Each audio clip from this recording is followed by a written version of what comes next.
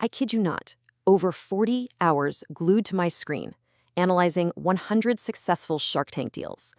And what I found was pretty shocking. The real key to getting funded? It's not what you think. It's not about having the best product, or the biggest sales, or even the lowest valuation. Nope. There's a hidden pattern, a formula, really, that separates the winners from everyone else. And in this explainer, we are going to break down exactly what that is. All right, let's get right into it. And just so we're clear, we're not talking about just casually watching a few episodes. Oh no, I went deep. I tracked every single pitch, every counteroffer, even those emotional walkaways, all across 100 deals that actually closed. We're talking everything: industry, investment amount, valuation, and the most important part, the specific reason why the sharks said I'm in. So this isn't my opinion, okay? This is pure data. So that brings us to the million-dollar question, right? With all this data crunched, what's the actual formula? What's that repeatable pattern that gets some of the toughest investors on the planet to pull out their checkbooks? Well, let me tell you, it all starts somewhere you probably wouldn't expect. Okay, first things first. The most critical pattern, the one that underpins everything else, is what I'm calling the story formula. Seriously, I want you to forget your sales projections for just a second. Forget all the cool bells and whistles on your product. The absolute foundation of a winning pitch is the story you tell. And the data on this, it's undeniable. Now, listen to this, because this is where it gets really interesting. The data I found just completely flips the script on what everyone thinks matters in a pitch. Get this, a whopping 66%. 2/3 of these winning pitches had less than $500,000 in annual sales. I mean, think about that.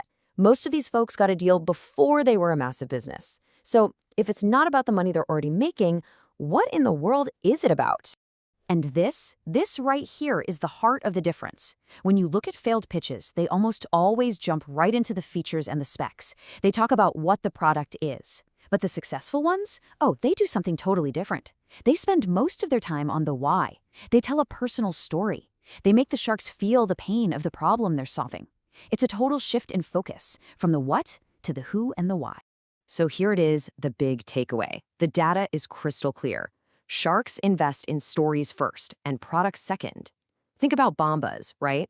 They didn't just walk in there to sell socks. They sold a mission to help the homeless, a mission born from a real, personal story.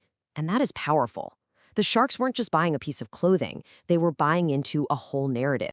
Okay, so you've nailed the story. You've got them hooked. They feel the problem. But that's not enough. Not even close. Because now comes the question that sinks more pitches than anything else. This brings us to our second pattern, the defensibility factor. You gotta think of this as the armor for your business.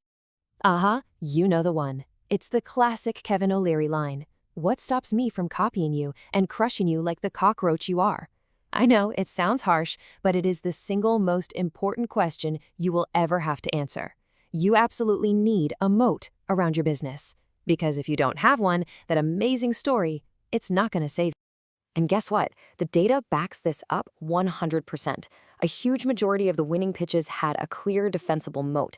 The most common? A patent. Right behind that was a super strong brand. And then you had exclusive agreements with manufacturers or suppliers. The bottom line is, you've got to have at least one of these if you want to be taken seriously in that tank. All right, so you've got your story and you've got your moat. Now for the third and final piece of this puzzle. This is what I call the winning performance.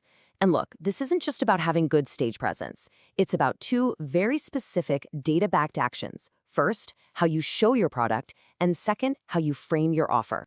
You have got to hear this. 91%, let me say that again, 91% of successful deals included a live product demonstration. That's not a suggestion, people. That's basically a requirement. You can't just tell the sharks about your product. You have to make it real for them. You got to let them see it, touch it, taste it. It takes your idea from being just this abstract concept and makes it a tangible reality right there in the room. And don't think this is just for food products either. No way. This pattern holds true across every single category. I mean, remember Squatty Potty? They brought a literal toilet on stage. Or the original Comfy, where they had the sharks actually wearing the product during the entire pitch. That tangible, hands-on experience, that's what sells. But listen, even the best demo in the world can be completely torpedoed by a bad financial ask. This is the other crucial half of the performance. Getting your numbers right, it's not just about math. It's about psychology. It's about showing the sharks you actually understand the game you're playing. So the data shows this very clear Goldilocks zone for the ask. Not too hot, not too cold.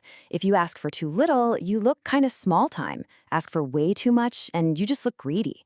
The sweet spot? It's asking for a serious amount of cash, somewhere between $150,000 and $400,000, in exchange for a meaningful slice of the company, usually 15 to 25%. And here's the key thing to understand. You're not just selling shares for money. You are buying a strategic partner. That's the real prize. Okay, so we've covered the story, the defensibility, and the performance. Now, let's put it all together. This is the grand finale. This is where we combined every single thing we've learned into one powerful 5-step formula for success. All right, this is it, the ultimate blueprint. Let's walk through it step by step. Step 1, you lead with your compelling personal story. Make them feel it. Step 2, you clearly define the problem and show just how big the market opportunity is. Step 3, you reveal your unique solution, and this is crucial, you demonstrate it live. Step 4, you provide proof. That means showing your early sales and your defensible moat. And finally, step 5, you make a specific, targeted ask, and often you name the exact shark you want on your team. This isn't just a good way to pitch, folks. This is a proven algorithm for success. When you really boil it all down, this analysis proves that Shark Tank isn't just about business plans and spreadsheets. It's about human connection. It's about strategy. It's about narrative. Every single entrepreneur out there, whether you're looking for $1 million investor or just your very first customer, has a unique story that solves a real problem. So the final question isn't really if you have what it takes. The real question is, how are you going to tell your story? So what's yours?